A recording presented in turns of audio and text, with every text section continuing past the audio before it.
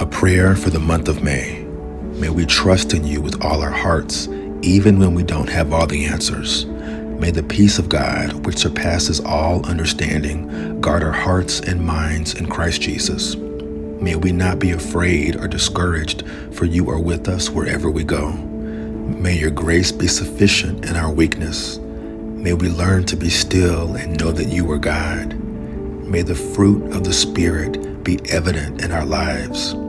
May we fix our eyes on Jesus, who is our everything. May your name be exalted in all the earth. In Jesus' name I pray. Amen.